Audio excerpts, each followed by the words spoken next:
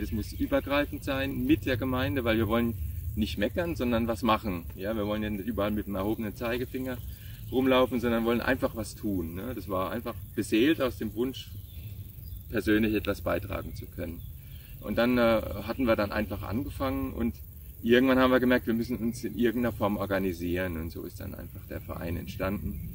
Und ja, da haben wir uns dann halt auch überlegt, wie können wir agieren, ohne Dinge doppelt zu tun, ja, wo ist unser Mehrwert? Und das ist dann, wie ich schon sagte, dann der Kontakt zur Bevölkerung, die Begeisterung, weniger als die Fachexpertise, die ist ja zuhauf vorhanden. Ne? Und so ist es entstanden jetzt für mich persönlich, einfach aus dem Wunsch heraus, was zu tun. Ganz einfach, ich wohne direkt am Wald und ich will einfach was beitragen, dass diese einzigartige Fläche erhalten bleibt. Ja.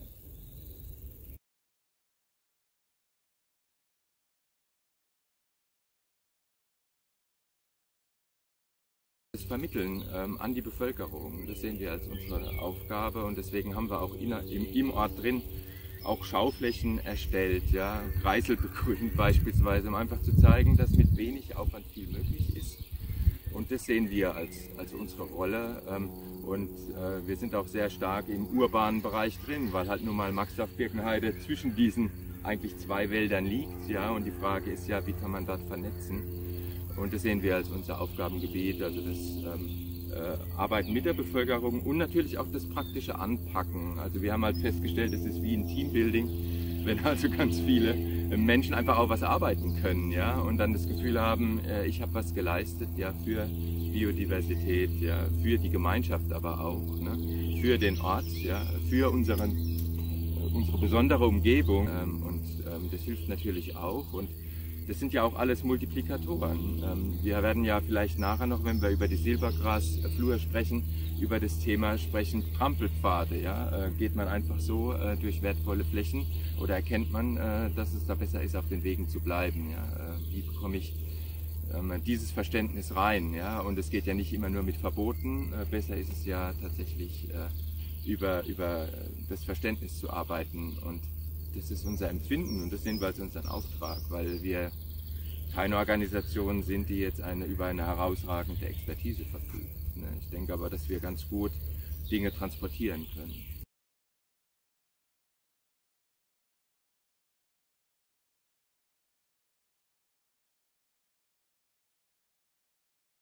Im Endeffekt ist es ja auch der Dünenbewuchs. Ne? Es festigt sozusagen den Boden durch die tiefen Wurzeln und wächst halt leider sehr langsam. Daher ist es halt, wenn es zertreten ist, dauert es halt relativ lange bis zur Regenerierung und ist halt nicht mehr so häufig vertreten.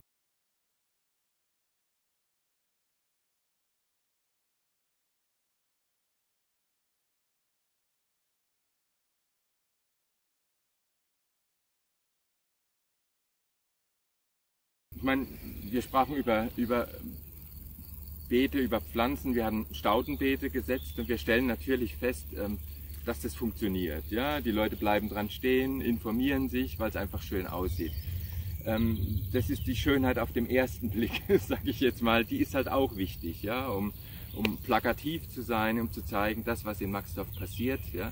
Und dann das Heranführen an diese verborgenen Schätze. Ich glaube, das ist das Wichtigste und wir spüren Rückenwind auch über Gemeinde und Verbände und Behörden.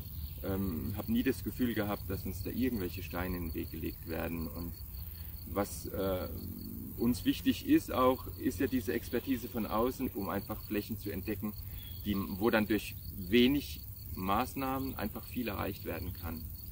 Und das ist auch ein bisschen die Agenda, die wir uns gesetzt haben.